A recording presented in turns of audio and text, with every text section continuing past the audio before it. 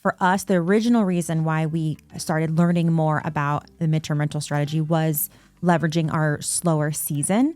And at first it was an experiment to see what will it be, what we can make on a short-term rental for the month in our slow season. Could we find someone to cover that time period?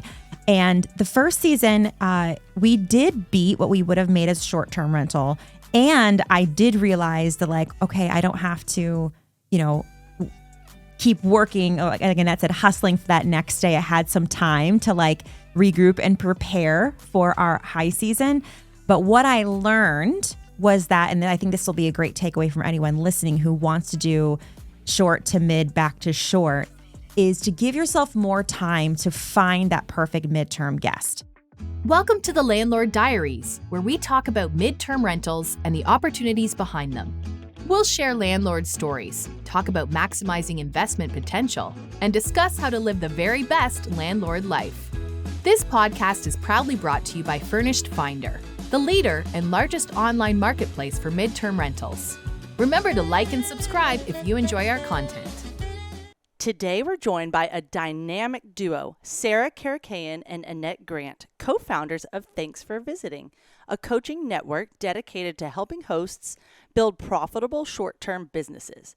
With 43 rental properties, $5 million in revenue, and over 3,500 five-star reviews under their belt, they've mastered the art of creating properties that feel like home and make money like a business. With backgrounds spanning Broadway and HGTV flips, they'll share how hosts can navigate STR challenges, diversify with midterm rentals, and use Furnished Finder to create stability and reduce risk. Most professional short-term rental hosts eventually hit a ceiling: burnout, turnover fatigue, or unpredictable earnings. Today, we're diving into how adding midterm rentals can change that game. Ladies, thanks so much for being with us. How are y'all doing today? We're so good. Yeah. To talk about our favorite topic. Yeah, we're excited to chat with you. Yes, this is going to be so much fun. Lots of personality and life on this episode, so stay tuned till the end. Well, we might as well start off with, you've both built very successful short-term rental businesses, and you share that knowledge with others. So for those that don't know about Thanks for Visiting, how did it come to life and what is it? Yeah, this is, we love telling this story because it's really important for everyone to hear this. Sarah and I actually were complete strangers, but we met at a city council meeting. And we met at that city council meeting. We both showed up because they were our city was wanting to put some really strict regulations on short-term rentals. And the reason we like to tell this story is it's really important for any real estate investor to show up at these events because it is your property. And if you don't show up and let the city, the county, wherever this know that it's your property and how you want to use that property, things could change on you. So we just like to share that story for awareness. Please be plugged in to your local community, whatever that may be, from an HOA to your city, to your county, to your state. Please get the alerts, be involved, and show up. And you never know, you might meet a business partner that turns into best friend, that turns into fellow real estate. Like, we're investing in real estate together now. So that's kind of, we showed up for one reason, and the return on investment there has been game changing for us. I love that. We've talked to so many partners who have met each other through doing their business, right? It was just like, I was going through day-to-day life in my business, operating the way that I like to operate. And then you meet someone who operates similar to you, right? Has kind of the same core values, runs their business with the same integrity, and you're going to find those people. So I love that. So we're going to talk a lot today about short-term rentals and midterm rentals and how they can work together, because you guys live and breathe short-term rentals, but also have been exploring how you integrate midterm rentals into that strategically and practically, and for all of these different reasons that we'll talk about. But with your experience as a short-term rental expert, what made you first explore midterm rentals? What made you first go, hey, what are these all about? What's interesting about these, and what kind of piqued your interest there? It was a few years ago now. We are champions of knowing your numbers, reviewing your numbers, tracking your numbers. And I was sitting down with our revenue manager and talking to her about the upcoming slow season. I'm like, what? We were matching the market. So we were performing as we should when it came to our slow season.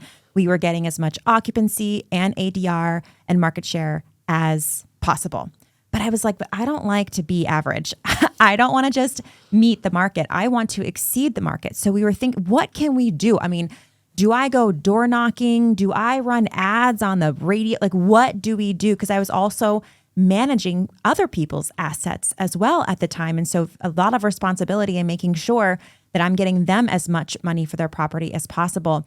And we just had the idea of what if we pivoted to a midterm rental strategy during the slow time?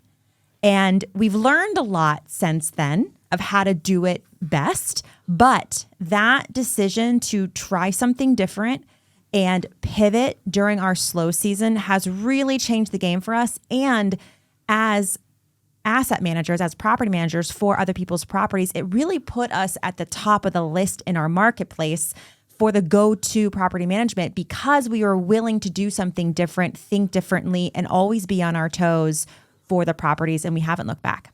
Yeah, that's all really great points because there's a lot of reasons why you can be in your lane and then you see something on social media or you have a need that pops up and you need to find a solution. And so, being able to balance that throughout the year with your occupancy and your revenue is super important. What are some of those other things that you've seen can help someone recognize the value of midterm rentals that kind of balance that short-term and midterm well? We see people maybe just having a season of life. Short-term rental hosting is part-time, but all the time. You are on 24/7.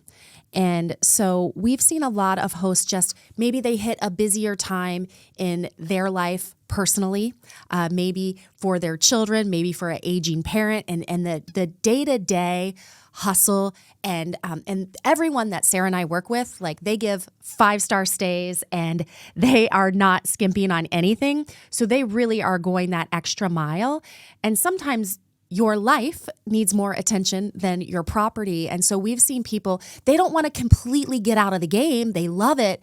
They just need to have the stability and a little bit more time to be able to focus on what's going on in their life at that time. I mean, we shared with you earlier when we were at that city council meeting, you better believe Sarah and I were doing the math on, if short-term rentals went away, we would have to only midterm rent. So we started already doing like that thought of like, what do we do with our investments? Is it still viable? So we were doing that work. So we see a lot of people also, we encourage this, that they should know the midterm rental numbers. They should know short term, they should know midterm, they should know long term. So we see that too a lot of times when people are looking for acquisition, that they start thinking about midterm rentals. How would that fit in? Because they want to grow their portfolio. And they're like, I don't know if I can continue to grow short term because they don't have the team that they need to take care of, like we said, 24/7 and the turnovers and all of the work that is involved there. So we see them do that also. Yeah, there's so much pivoting, right? There's so much pivoting within real estate investing, no matter what strategy you're doing. But it's important. And I really like the way you guys think about this because what I'm hearing you say is like when you just started to consider midterms, it wasn't like this is the end of the world. I guess I'll do midterms. It was like, hey, like here's little challenges. Like how can we pivot? How can we tweak and use this strategy to just improve a little bit, right? Or to like take a minute to breathe or like figure out my systems, whatever it is. That and honestly, I felt like, wow, we're being creative. We are being resourceful with this property. And I think to be a successful business owner in general, no matter if your business is homes or your business is, a coffee shop, like you've got to be resourceful, you've got to be creative, and you've got to be willing to zoom out and make sure that there aren't better ways to operate or different ways to operate. And one thing I want to add to the reasons why you might want to have a hybrid strategy is also we manage and own multifamily, and it's really cool to diversify within multifamily as well. For example, we have a 12 unit And there are some of the units that have washer and dryers in the property and some that don't. And so the ones that do are grand slams for midterm rental in our area because there are so many businesses and hospitals and things of that nature where we attract midterm stays. And then the places that don't have washer and dryer, it's not a big deal for people who are coming to our area for the weekend or a much shorter stay. They don't necessarily need the laundry, so we crush it there. So it's just great to, again, not be so siloed in your thought process and really be creative with how you use your property. Yeah. I was just about to ask you a real life example of where you have blended short-term and midterm rental, and you beat me to the punch. But I think that's a great point, right? Because when you're going somewhere for a weekend, you don't need a washer and dryer. Maybe it's a extra bonus if like you're going to the beach and you want to wash your clothes afterwards or something. But it's not you're not expecting it, right? You don't go to somewhere on a short trip and expect it. How else have you guys successfully, like in real life, integrated these two strategies successfully? So, like I mentioned earlier, for us, the original reason why we started learning more about the midterm rental strategy was leveraging our slower season. And at first, it was an experiment to see what we can make on a short-term rental for the month in our slow season. Could we find someone to cover that time period? And the first season, we did beat what we would have made as short-term rental. And I did realize that, like, okay, I don't have to, keep working. Like Annette said, hustling for that next day. I had some time to like regroup and prepare for our high season. But what I learned was that, and I think this will be a great takeaway from anyone listening who wants to do short to mid, back to short, is to give yourself more time to find that perfect midterm guest. I didn't give myself enough time because you do have people, they're staying there for longer. So there's more of that, hey, does this fit for what I need for this 30, 60, 90-day stay? And I didn't quite realize that I'd have more conversations with people before we finding the perfect fit.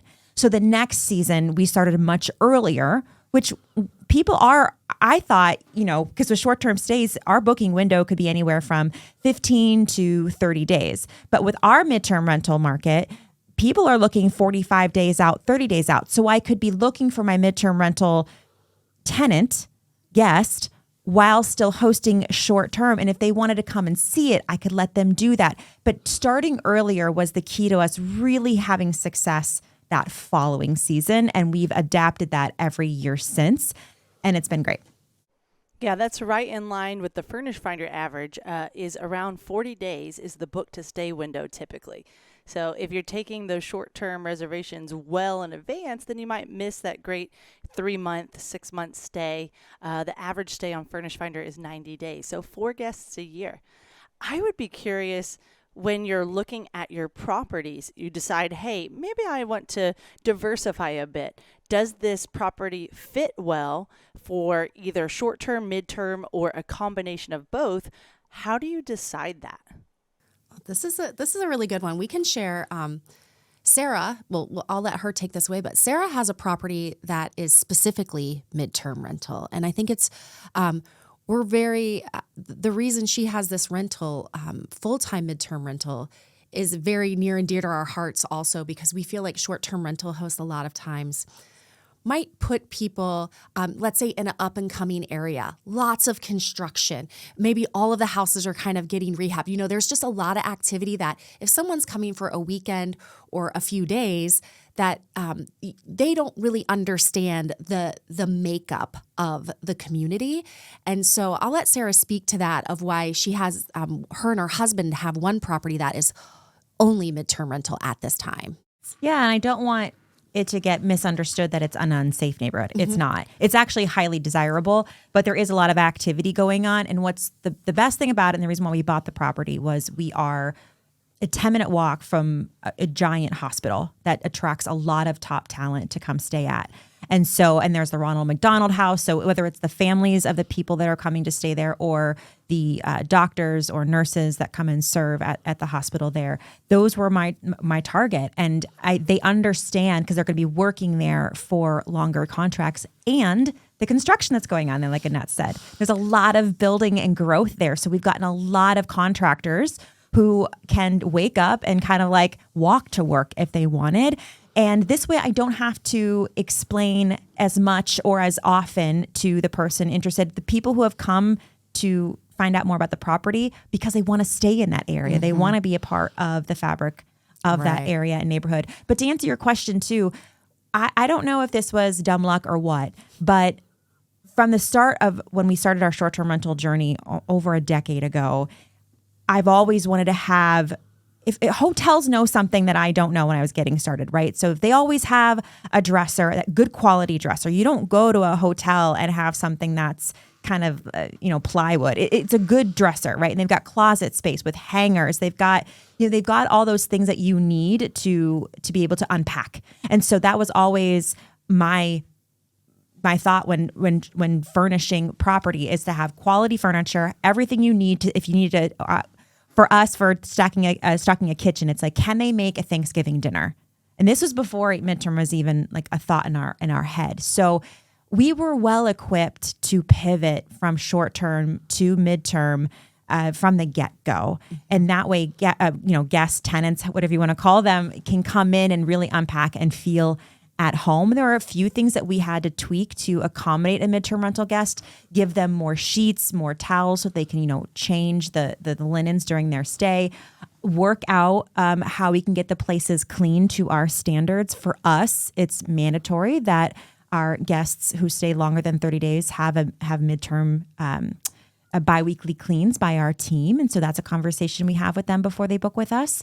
But other than that, it's a pretty seamless transition from whether a property is a good fit or not. We just want to make sure that people would want to stay there. With honestly, I think with midterm, whether it's family or a business or construction or healthcare, it runs the gamut in terms of where short stays. It's a little different, right? Like you might have people who want to come stay with their family in different areas, but it's a little bit harder of a sell, especially if there's more competition. But I've just found with Annette and I are starting a glamping site, and I was looking at some of the numbers, and people will go and stay there for 20, 30, 45 days in these smaller cabins to get away, unplug, have a staycation. What are they doing? Maybe they're writing books. We want to know. We don't know what they're doing in the woods. But people are just with this work from anywhere movement and this flexibility with work. I just love that we are able to use the midterm rental strategy to diversify. Looking for a simple, professional way to manage your monthly rental? Furnished Finder's Landlord Tools brings everything together. Tenant screening, lease templates, property insurance, damage protection plans, and online rent payments, all in one place. Stay organized, save time, and stay in control. For more information, explore Landlord Tools today. I think it's incredibly smart and wise that you guys are listening to you're listening to the supply and the demand, right? You're listening to both sides. I think all too often we hear people thinking of only one side. It's like, oh, well, I know there's a lot of traveling medical professionals here. Or I know there's a lot of relocating families, which is a huge, huge part of figuring this out. But also, what does the supply look like, right? I love how you mentioned that one property with a lot of construction around it. That as a supply for, a short-term rental, like you said, is not so great, right? Mm-hmm. A midterm rental, you get to establish that relationship. You get to say, hey, it's an up-and-coming area. There's a lot of new development, new restaurants, new coffee shops, new walking paths, new dog parks. But you might hear some noise. Is that going to work from you? It just gives you this whole different opportunity to practice hospitality in a totally different way. So I think that's really smart how you guys are approaching it by just looking at your local community, looking at the local needs, and also looking at the property and saying, who does this serve? And you're right, hotels have figured it out. They all know things that we don't know. I wish we did. But I don't think it's anything earth-shattering, right? Where there's a lot of extended stay hotels, there's probably a need for extended stays. Exactly. Where there's a lot of regular, typical length hotels, there's a good demand for short-term stay. Glamping, I'm really excited. Hopefully I can stay at your glamping site once you figure it out, because my family is really intrigued by the idea of camping, and I have told them I am not sleeping on the ground under any circumstances. Right. So really stoked for this. But anyway, let's talk about the flip side, right? Like we've talked about how a midterm rental could work really well. Are there any situations or any properties where you look at and you're like, you know what, this property is it's not going to work for a midterm. There's a red flag here. Something is not right. Maybe the washer and dryer is an instance, right? Are there any properties or any of, the students or people who are learning from you who you're like, you know what, like that's kind of a red flag. This is not going to be a successful midterm rental for you.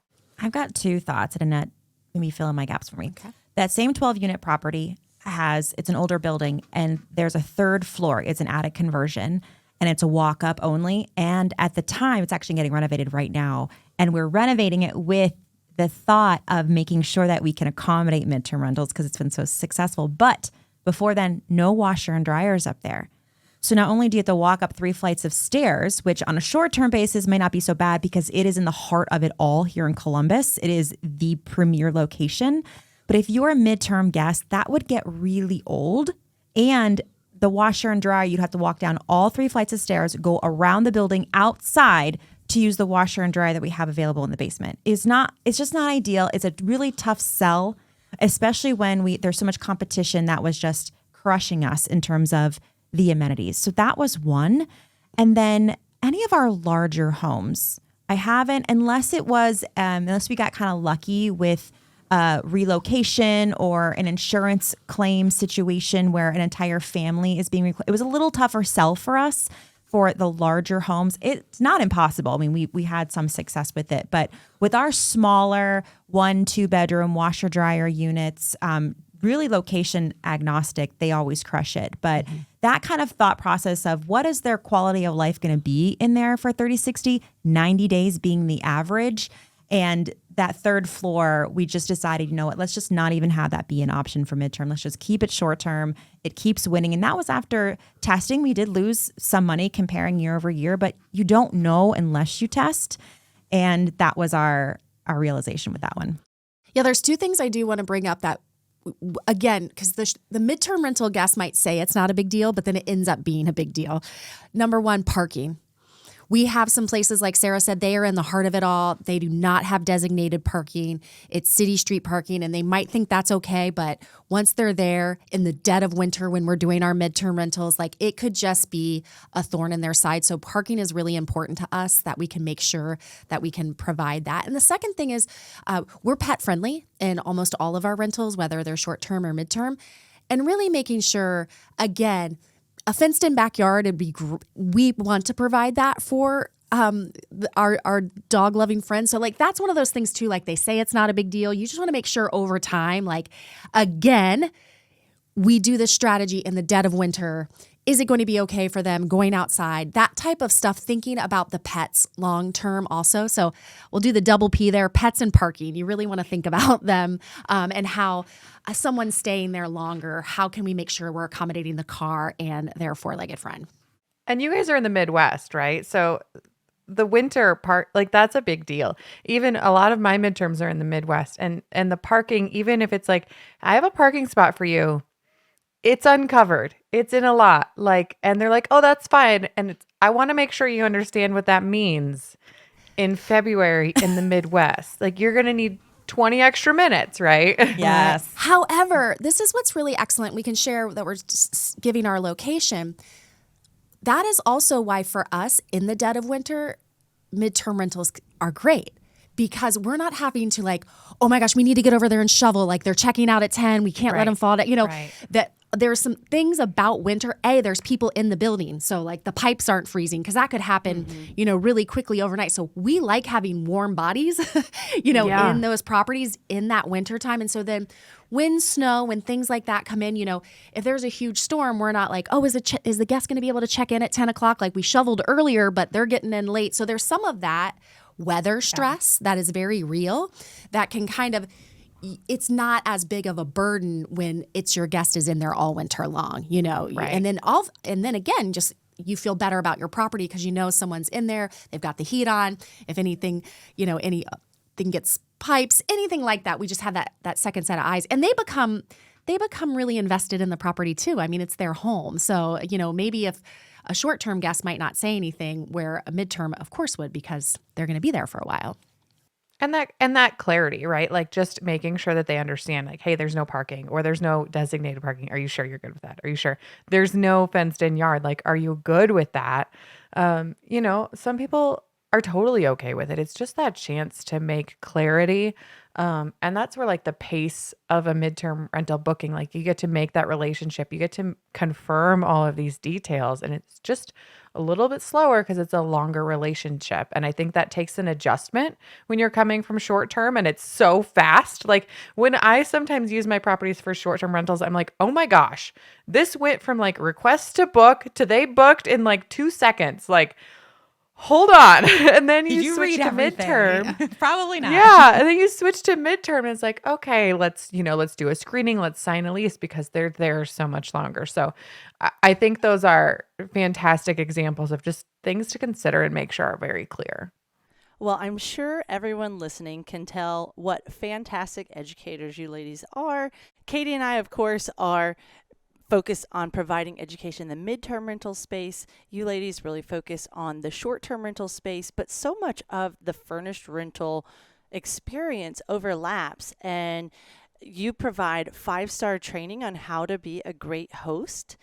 And I'd like for you ladies to have an opportunity to tell about your upcoming boot camp for Thanks for Visiting. I think it's on September 12th, and it sounds like it could be for short-term or midterm rental operators. Why don't you tell us about it? This is so exciting. Thank you for the opportunity, because you're right.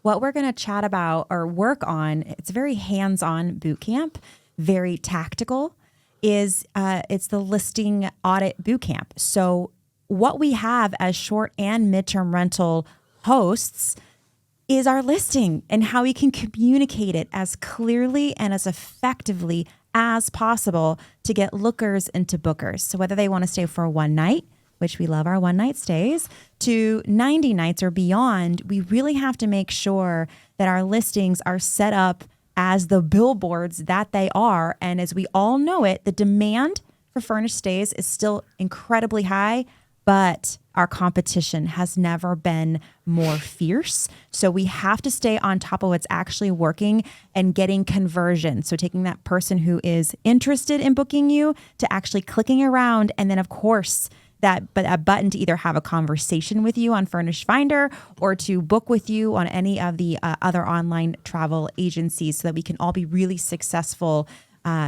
real estate investors and or hosts. Yeah, your listing, it's your sales and marketing team. So during our boot camp, we're going to go through that. We're going to go through your photos to exactly how you're communicating your home through the words to those potential guests. And so this is something that, anybody that has their property listed anywhere needs to show up, because you cannot set it and forget it. I don't care where you are showcasing your home.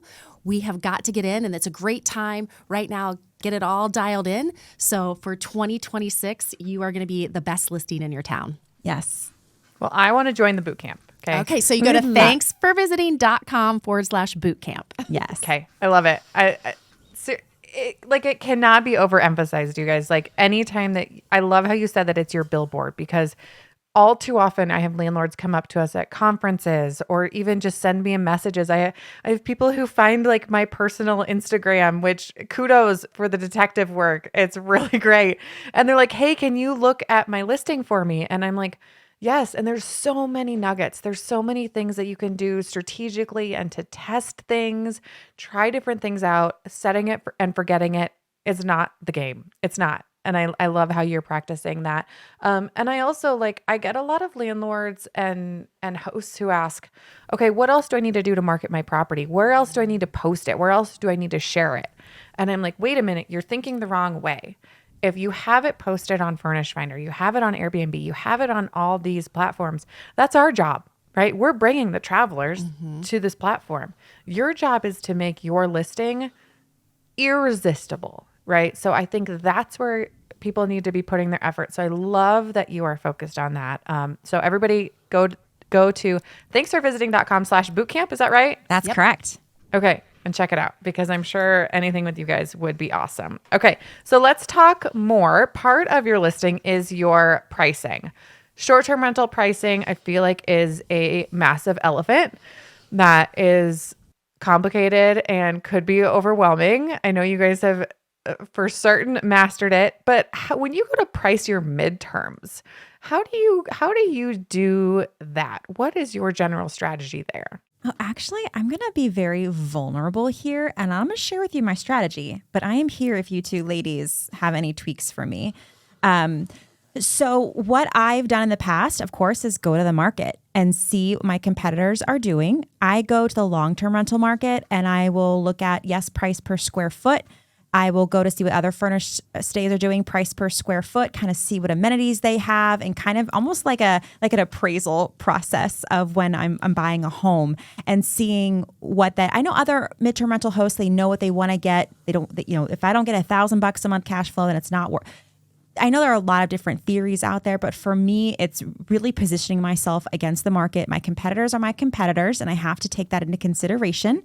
And then just understanding, okay, the booking window of midterm rentals, am I within that booking window, or am I getting it, dangerously close outside the booking window to where I'm going to sit empty because my pricing's, a little out of whack with what someone's willing to spend. So it is a moving target. I learned that too, is that the price of a midterm rental, there is some seasonality. I have to, even though it's a slow season for short-term rentals, it's also kind of slower season for midterm. There's not as many people, at least in our market, as there is when we have our midterm rentals that are year-round. So our pricing for, let's say, January through March is different for midterm than our pricing is for June through August. I can get more. There's more competition, so there's higher demand. I can tweak my price a little bit. So that's how we do it. Are there any other best practices there? I mean, I think you nailed it. It's not nearly as complicated as short-term rentals, right? I think when it comes to comparisons and comps, right, it's like looking at the number of bed and baths is probably more important than square footage. Just to keep it even a little bit more simple, we got to love simple when we can have it. And the importance of amenities, right? It's like that free parking, that can impact your pricing so much. That washer and dryer, that pet friendliness, like it's a big deal, right? Whereas in short-term rentals, it probably, and you guys tell me if I'm right or wrong, but might not move the needle quite as much because you're only there a couple days, right? And that bed to bath ratio, I didn't think it would be as impactful for my midterms as it is for my short terms, but it is. So even if I have a 2-bed, 1-bath versus my 2-bed, 2-bath, because I have a duplex that's the exact setup, my 2-2 flies. Even if it's one person staying there, the interest in it is so much higher than my 2-bed, 1-bath. So you're absolutely right. That bed bath count is huge. Yeah. Mm-hmm. And just a couple of reminders for those of us out there that don't always have washer dryers. You can be successful. You may just not have as many booking requests, but my properties that don't have washer dryers, they still have 95% occupancy throughout the year. So it's worth doing the research and seeing if you think it's a good area and you listen to all of the advice that we're giving you guys. There's no reason to try a variety of things, but the amenities can make a huge difference in how much booking potential you have. I would love to hear, how does Furnished Finder fit into your toolkit, balancing that short-term, midterm strategy throughout the year, or of course for your midterm only property?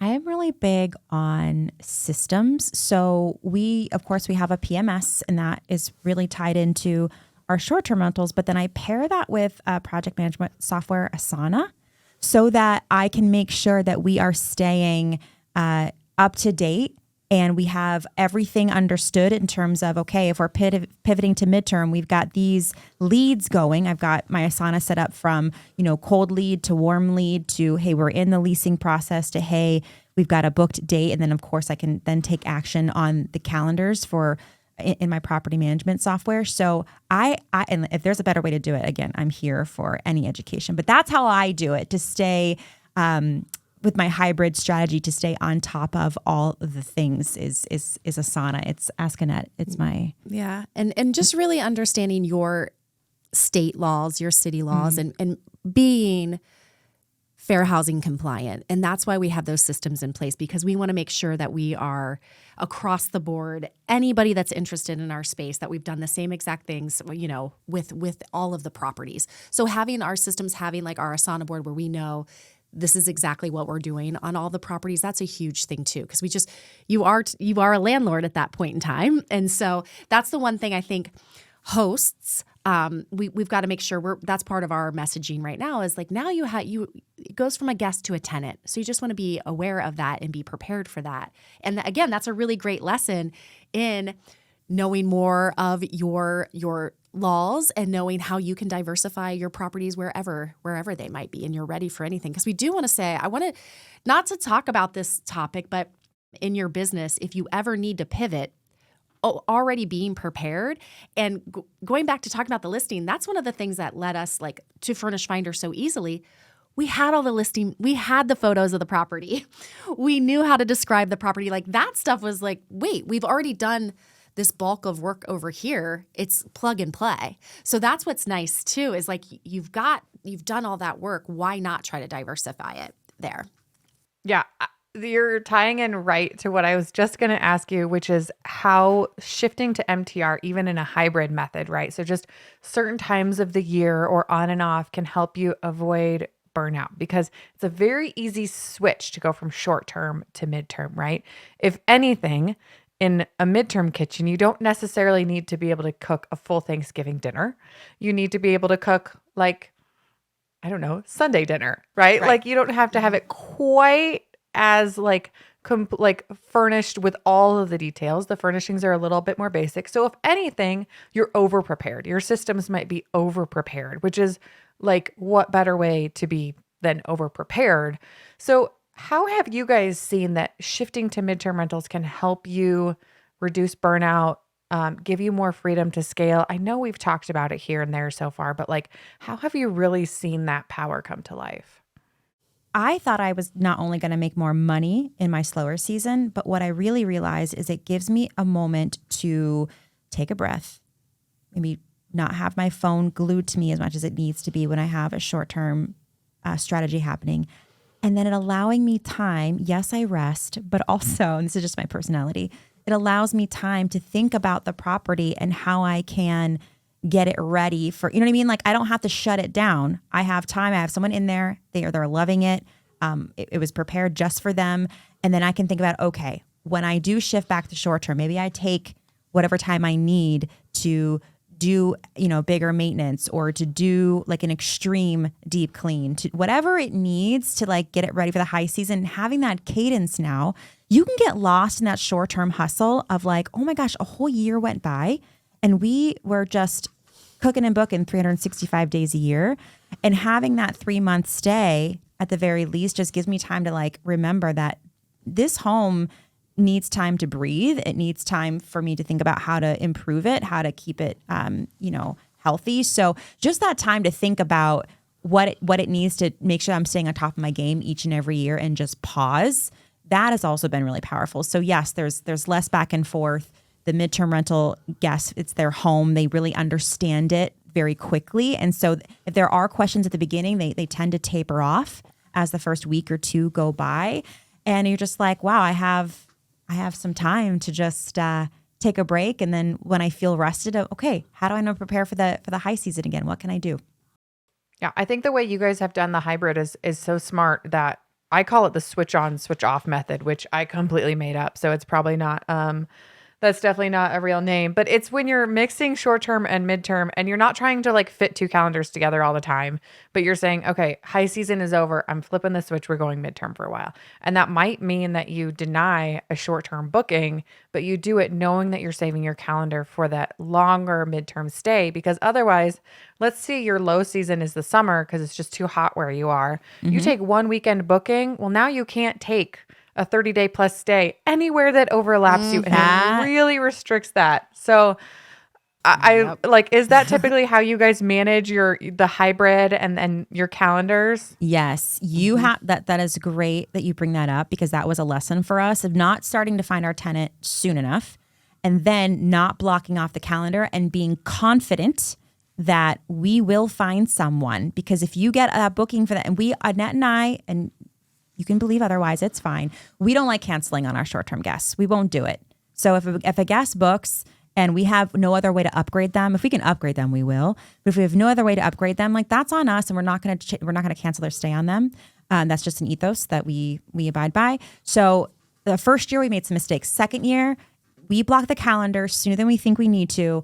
And we make sure that we cannot get these like random I call them polka dot stays. When your calendar just has that random weekend, like in the middle of like 3 or 4 months. If you want to do the on-off strategy, you have to be confident and go all in on it. And then spend the time to find that perfect tenant, but it will pay off once you get them in there and they have a clear calendar, and it's just so much worth it. But that's a great point. Yeah.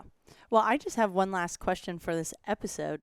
And then Katie, I think, has some fun conversation for us. But I would love to first put in a few reminders for those of you that are thinking of adding midterm rentals to your short-term rental business. When short-term rental sites say no payments off platform and take a large percentage of your profits, Furnished Finder allows you to book on your terms and takes 0% of your booking profits. So we have 300,000 listings nationwide and over 250 million site visits each year. So if you are looking to expand and diversify your short-term rental business, we would highly recommend adding midterm rentals to that strategy. And so that leads me into my final question of, do you see midterm rentals as a part of the future of short-term rental businesses or as a smart component? Absolutely. Ever since Sarah and I started, thanks for visiting, I think absolutely the way people live is changing. And it's not just remote workers. It's retirees, it's midlife sabbaticals. It's all changing. And I think more and more, I think people are going to live in multiple locations, multiple times a year. And so I just think that this is definitely the way it's going. We see home ownership is down big time. And I believe that this is something that is going to continue to grow exponentially in the next decade and beyond. And so I think it has to be a part of your real estate investing strategy for sure. Yeah. And that's a nice thing about about midterm rentals that we've talked about a couple times is when there's a ban in your city and you need to pivot because you're no longer allowed to do short-term rentals, very rarely are midterm rentals affected, because think of apartments that rent monthly. Well, they're not restricted. So same idea.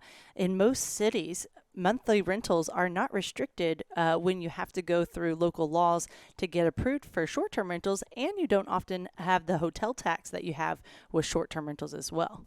Absolutely. All right, you two. I want to try something new this episode that we've never done before, but I think could be super fun. And you guys are the perfect guests to try this out with. Are some rapid fire questions to end our episode with. So I've got 2 rapid fire questions for you. So I want your rapid fire answer. Let us know what you think. So first one, most surprising or unique midterm rental guest you have ever hosted. Like, was it a traveling clown who was going to train other clowns? I mean, Is that yours? because we hear of so many different people, and like you were just saying, right? Like life is changing. People are living differently. So, Yeah. what's the most unique tenant you've ever had? Okay, this isn't as fun as that. But No, it no. was someone who got kicked out of the house, like a gentleman who, Oh no! and he told me the whole story. This is very common. He was like, "Hey, I know this is last minute, and I'm happy to go through the process as fast as possible, but my wife and I are separating, and she's told me to leave the home." And I was like, here's the lease to sign and look. I didn't know what to say. You know what I mean? Like, Right. Why is she kicking you out of the house? But anyway, that was probably the most like personal look into someone's reason why they were booking for more than 30 days.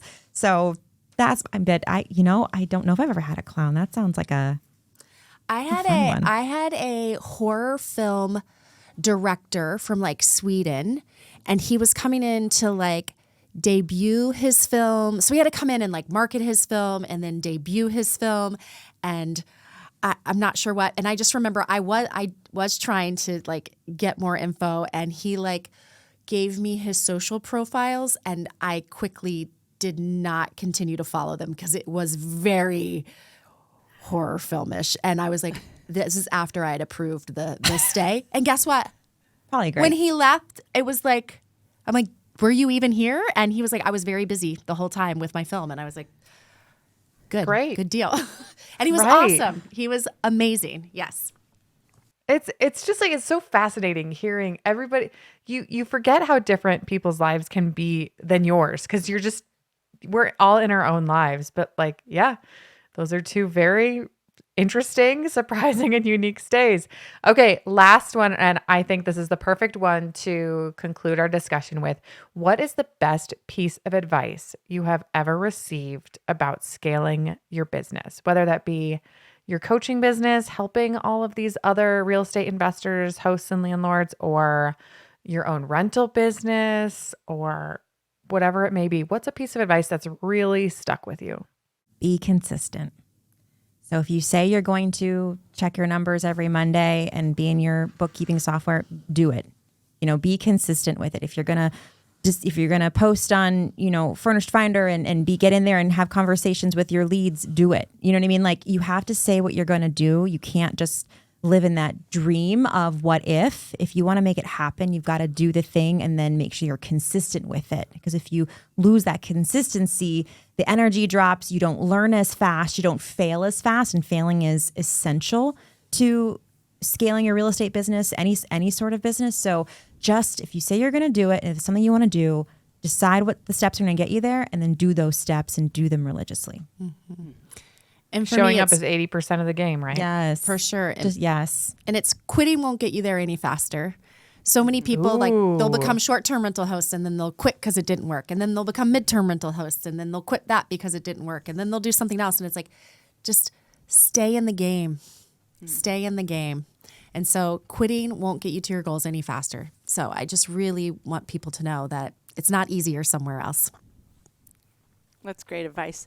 Well, I'm sure everyone listening would love to connect with you. So how should they do so, or follow you on social media, etc.? Yeah, we are Thanks for Visiting everywhere. And that's FOR. Thanks for visiting Instagram, YouTube, podcast, website. Coming out with us. We love talking about just the real work and the fun work and rewarding work that it takes to be a furnished rental operator. And you guys, one last reminder, look into this boot camp that they are having. I cannot emphasize the importance of making your listing amazing. It cannot be overemphasized. So thanks for visiting.com/bootcamp. I really want to look into it. I think it sounds like it'd be fantastic. You guys are so knowledgeable, but yet so approachable and friendly. And it's really great to work with not only two women who are leaders in the space, because we love some girl power, but also just people who you guys are obviously so thoughtful and so smart and just willing to share your knowledge in a really wholehearted and genuine way, which I just think is what we all need. There's competition in this space, but there's so much room for everybody to succeed. So we just love supporting and working with people who are also just trying to rise the tide for everybody. So you guys check out Sarah and Annette, and we cannot thank you guys enough for joining us here. Thank you. Thank you so much. Have a great day, and we'll catch you next time. Bye, everyone.